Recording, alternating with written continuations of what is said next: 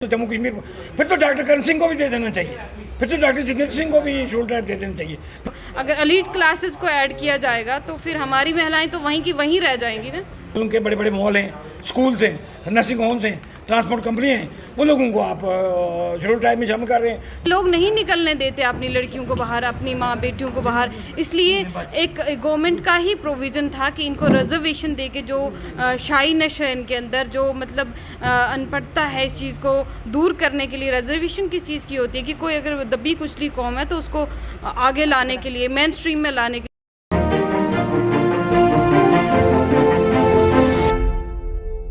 नमस्कार, आप सभी का स्वागत है द अनकट रति में। मैं हूं रति शर्मा। इस समय एसटी स्टेटस को लेकर एक बहुत बड़ी बातें चल रही हैं। एक और जहां पर एक समुदाय है जो ये कह रहा है कि हम खुश हैं, हमारे लिए ऐसे ऑर्डर्स निकलकर सामने आ रहे हैं क्योंकि हमें भी एसटी स्टेटस चाहिए। वहीं एक समुदाय ये कहता हुआ नज़र आ रहा है कि हम इस चीज़ को मानने वाले नहीं हैं। अगर आपने किसी को भी एसटी स्टेटस देना है तो बेटर है कि आप डॉक्टर जितेंद्र सिंह का भी नाम दे दीजिए, जम्मू के हर एक नौजवान का नाम दे दीजिए ताकि उन लोगों को भी फ़ायदा हो। अब एसटी स्टेटस मिलने के बाद जो है किस तरह से बातें निकलकर सामने आ रही हैं, चलिए अब आपको सुनवाने की कोशिश करते हैं। है कि ये जो पहले कमीशन बनी है, ये कमीशन ही गलत है। इसमें हमारे एसटी का कोई आदमी शामिल नहीं है। और जो मुनीर खान साहब हैं और जीडी शर्मा साहब हैं, मैं इनको पर्सनली भी जानता हूँ, मैं लॉ ऑफिसर रहा हूँ। उनकी राय गुजरों के बारे में कोई अच्छी नहीं रही है हमेशा। और ये रिपोर्ट उन्होंने बंद कमरे में बैठ के बनाई है। और अगर बंद कमरे में नहीं बनाई होती तो ये लोगों के स्टेक होल्डर से मिलते तो ये रिपोर्ट डिफरेंट होती। हमें पब्लिक डोमेन में अभी रिपोर्ट आई नहीं, लेकिन हमें ये पता चला है और बड़े अफसोस की बात है कि अभी इंटरम रिपोर्ट में लेफ्टिनेंट गवर्नर ने कोई आर्डर निकाल दिया है। और पीएसपी जिसका हमें एतराज़ था कि वो पहाड़ी स्पीकिंग है, उनको एथनिक ग्रुप में डाल दिया है। और एथनिक ग्रुप जैसे अनवर साहब ने कहा है, वो तो उसके क्राइटेरिया और भी बड़े मुश्किल हैं, उसमें आता ही नहीं है। और मुझे ये पता लगा है कि जीडी शर्मा ने जो गद्दा ब्राह्मण है, वो खुद भी एक गद्दा ब्राह्मण है। अगर इश्तियाक भट्टी को कमीशन का चेयरमैन बना दिया जाए और मैं भट्टी को अपनी जो मेरी भट्टी ज़ात है उसको शेड्यूल ट्राइब के लिए रिकमेंड करूँ, ये कहाँ तक जायज़ है? ये सरासर की जाती है, नाइंसाफ़ी है, जुल्म है। और गुजर बकरवाल गद्दी सीपीयू के ख़िलाफ़ नहीं है, इवन पार्टी लोगों को उनके खिलाफ़ नहीं। हम कहते हैं उनको शामिल करो।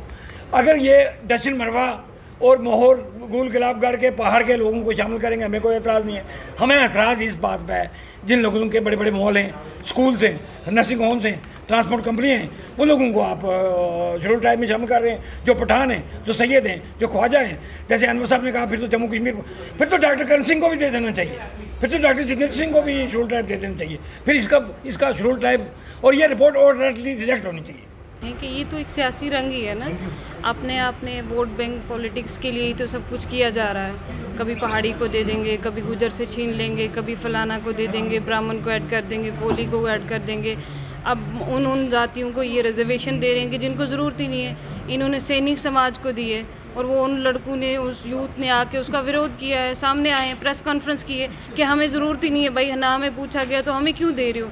अब जिन लोगों को ज़रूरत ही नहीं है उनको क्यों दे रहे हो? हम तो यही कह रहे हैं कि जो बैकवर्ड लोग हैं उनको रिजर्वेशन दी जाए और जो हमारे गुजर बकरवाल कोटा है उसे हमें तो कुछ दिया ही नहीं जा रहा है। एज अ गर्ल आपको लगता है कितनी परेशानी हो सकती है महिलाओं को या पॉलिटिकली सामने आने के लिए या कहीं भी सामने आने के लिए, कितनी परेशानी हो सकती है? देखिए मेरी बहन, आप भी एक लड़की हैं और मैं भी एक लड़की हूँ। खास करके मैं अपने गुजर समुदाय की बात करूँगी तो हमारे कल्चर में या हमारे समाज में लड़कियों को यहाँ इस तरह की फील्ड में आने की इजाज़त नहीं मिलती है।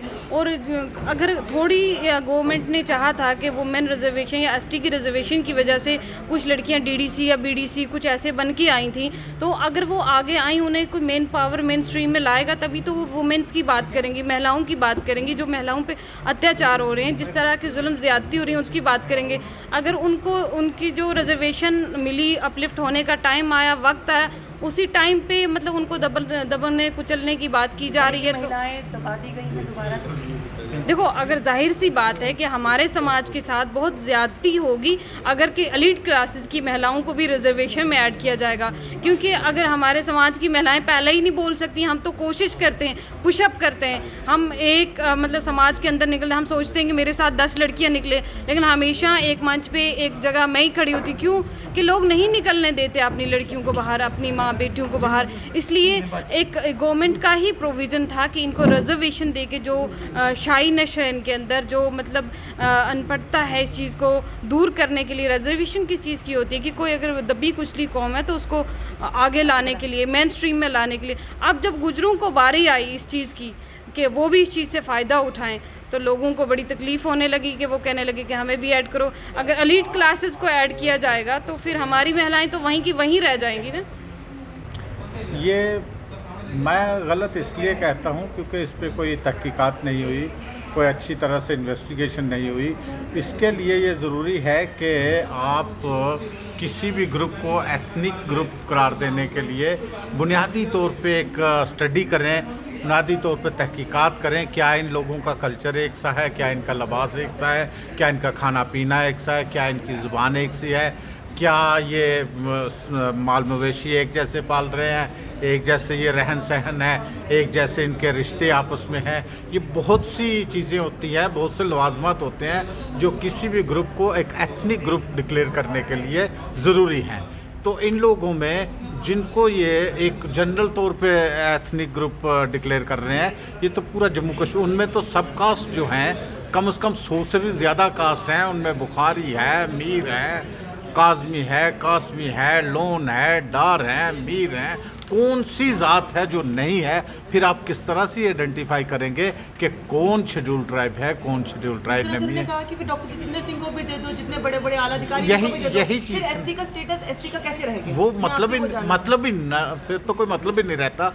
फिर तो आप ये नहीं कह सकते कि इसको शेड्यूल ट्राइब सर्टिफिकेट इशू नहीं करना है, क्योंकि वो भी वही सब कास्ट लेके आएगा, वो भी कहेगा मेरा कल्चर यही है, मेरी एथनिसिटी यही है। आप किस तरह से आइडेंटिफाई करेंगे? आपने कहा कल्चर के बारे में, भाषा के बारे में, बोली के बारे में, कौन सी ऐसी चीज़ें हैं जो डिफ्रेंशिएट करती है पहाड़ियों को अलग, जैसे कि हाँ, जैसे कि गुजरों में एक जैसा लिबास, एक जैसा खाना पीना, माल मवेशी पालना एक जैसे, और माइग्रेट करना एक जगह से दूसरी जगह, जिन्हें घूमतू गुजर कहते हैं, खाना बदोश कहते हैं, नोमैडिक कहते हैं। वो नोमैडिक करैक्टर आपको इस वक्त नज़र आएगा। आप इस वक्त देखेंगे पहाड़ों से गुजर बकरवाल जो है वो नीचे की तरफ आ रहे हैं। आप एक इन्वेस्टिगेशन, बीइंग जर्नलिस्ट, आप एक इन्वेस्टिगेशन कीजिए, जाके रास्ते में उनसे पूछिए आप कौन है, आप कहाँ से आए, क्या ज़ात है। वो सब कास्ट भी गुजरवाली बताएगा। उसी तरह पैदल चल रहा होगा, उसी तरह बच्चे पीछे लटकाए होंगे, उसी तरह छोटे छोटे बच्चे बकरियों के, भैंसों के, वो भी उन्होंने साथ उठाए होंगे। अगर उनमें कोई भी शख्स कह दे कि मैं पहाड़ी हूँ, मेरी फ़िलां ज़ात है, मैं मीर हूँ, मैं लोन हूँ, मैं डार हूँ, या मैं मिर्ज़ा हूँ, या कोई और हूँ, तो अब मैं दोबारा बात ही करना छोड़ दूंगा शेड्यूल ट्राइब के सिलसिले में, गुजर बकरवाल के सिलसिले में। तो ये एक अलग से कन्फ्यूजन सा क्रिएट किया जा रहा है। और जो ऑलरेडी लोग शेड्यूल ट्राइब में गद्दी सिप्पी, उनका अपना कल्चर है, वो भी जैसे आप जानते हैं वो भेड़ बकरियाँ पालते हैं। तो गुज्जर, गद्दी सिप्पी, बकरवाल ये आइडेंटिफाइएबल हैं, आप देखते ही कहेंगे कि ये, लेकिन इन लोगों की तो कोई आइडेंटिफिकेशन ही नहीं है। एक पहाड़ी स्पीक की, पहले हम पहाड़ी बोली बोलते हैं, जब वो आ गया कि ज़ुबान के आधार पर रिजर्वेशन नहीं, तो अब उसे चेंज किया जा रहा है, क्योंकि इन्फ्लुएंशियल लोग है ना ये तो कॉरिडोर वेल एस्टेब्लिश्ड है, ये in the corridors of power, तो वहाँ से ये मैनेज कर लेते हैं। तो मैनेज करके जो जेन्युइन लोग हैं उनके हकूक़ पे ये एक छापा मारना चाहते हैं, एक डाका मारना चाहते हैं। ऐसा नहीं होना चाहिए। इस तरह से अफरा तफरी पैदा हो जाती है सोसाइटी के अंदर, समाज के अंदर। ये मरकज़ी सरकार को भी समझना चाहिए, लीडरों को समझना चाहिए। वोट ही सब चीज़ नहीं होती है। वोट आज है, कल आज आपकी सरकार है, कल नहीं होगी, लेकिन समाज को एक जो उसका शेयर है, जो उसका ड्यू है, वो देना चाहिए। मेरे ख्याल में हमने बुर्दबारी से ये काम लेना चाहिए, ख़ुसूसन जब कोई बड़े ओहदों पे बैठा हो तो उससे नीचे एक्सप्लॉइट करने की कोशिश नहीं करनी चाहिए। ये कोशिश करनी चाहिए कि जिसका जो हक है वो उसे दिया जाए। एसटी कम्युनिटी की जो महिलाएं हैं वो मोस्टली बाहर नहीं आती हैं, पर इस रिजर्वेशन से हमें इस बात की खुशी थी कि महिलाएं बाहर आएंगी। बट अब जो हो रहा है, कुछ तबके के लोग ऑलरेडी ही बहुत ऊंची क्लास के हैं, वो जानते हैं अपनी किस तरह से रायों को रखना है, पर हम लोग अपनी राय रख नहीं पा रहे थे और हमें अब और दबाया जा रहा है।